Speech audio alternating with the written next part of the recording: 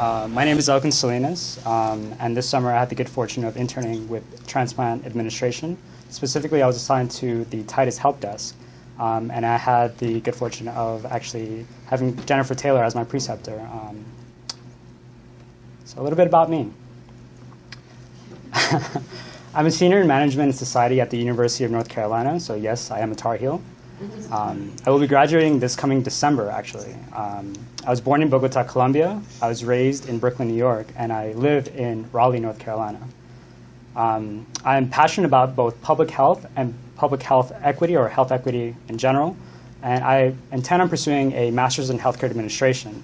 I'm an avid traveler. I love exploring cities, and I enjoy learning about other people and their cultures.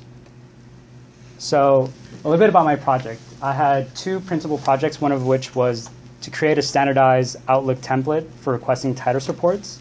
And so some people in the room already kind of know a little bit about it, but I'll just kind of describe the process. So the main issue with creating a standardized form was that there's a lot of non-value added time that people were spending in both writing an email to Titus Help and having Titus Help interpret what exactly it was that the users want. So they essentially wanted to standardize and simplify the process. And so the process of creating this Outlook form was to meet with the individual managers and super users to discuss what their needs were or are, and throughout their feedback and kind of asking them continuous questions, I was able to kind of gain a good idea of what this Outlook form should be. And so essentially, this is the Outlook form that was created. As you can see, the form has different checkboxes. It has drop-down menus and things like that. And essentially, this Outlook template allows users to just quickly look at what they need instead of having to think about it. It just kind of guides them as to what the form looks like. And essentially, not this Outlook template, but I also created a video such as this one that will help staff later to kind of like, learn how exactly do I open this, how do I get to this form, how do I open it, what is it like? And so I created these instructional videos. So as you can see, it is just like a regular email. You can add attachments, you can press send. That has the checkboxes as shown, and the quality isn't really good, but please do read the instructions before you use the template for anyone who hasn't. So those are that was kind of the big part of what my internship was about. So I created these videos, and I'm also creating a how to create a custom form for future kind of thoughts and ideas for all the different departments that may want to have that. A second part of my internship was to create a catalog of all the reports that exist within Titus, or transplant services, really. The main issue is that there was no clear idea of how many reports or what kind of reports exist throughout transplant services. And so what they needed was a way to identify what is there, what's being used, and what's not being used, and eliminate the waste. So I created this Excel spreadsheet, which contains different criteria about the different reports that exist throughout transplant services. There are crystal reports, there are auto crystal reports, there are the Excel dynamic spreadsheets. And so I'm still in the process of actually working on this because it's actually a lot. The end goal for this project, though, is to have managers and super users use this as a quick reference as to what is available throughout transplant services in terms of reports. And it also is helpful for creating new reports.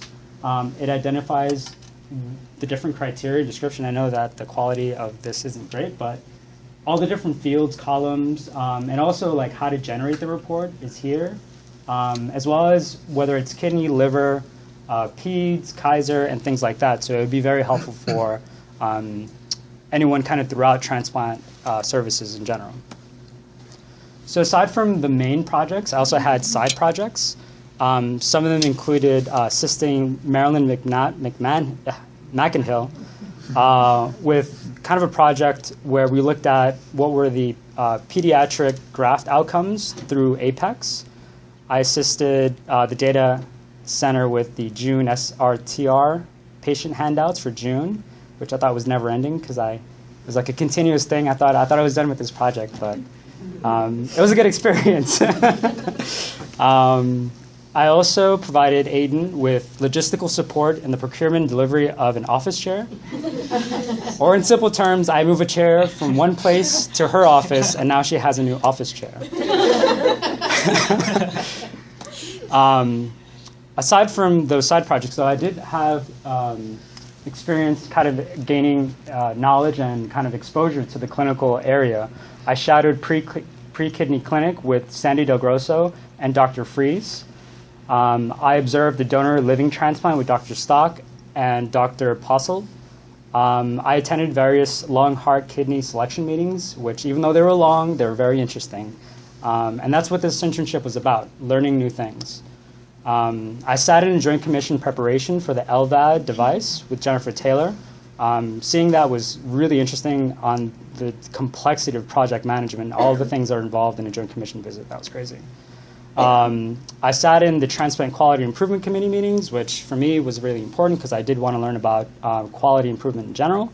And I also had the good fortune of speaking with Julio Barba and Diana Patterson about both transplant services and ambulatory care in quality improvement. And so that for me was invaluable because otherwise it'd be really hard to kind of cold call these people outside of the hospital. So I thought that was a great experience.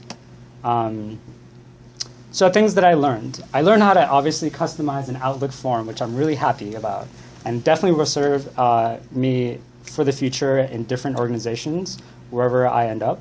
I learned about the complexity of transplants, the transplant process, the difference between getting listed and actually getting an organ. It was fascinating to learn that. And when I signed up for transplant services, I was a little hesitant because I had no idea about transplant or organs or anything like that. I learned a lot about quality measures and regulation in transplant, the Joint Commission, the SRTR, just different things that you need to do. And so the meetings were very helpful in guiding or gaining that exposure and that experience.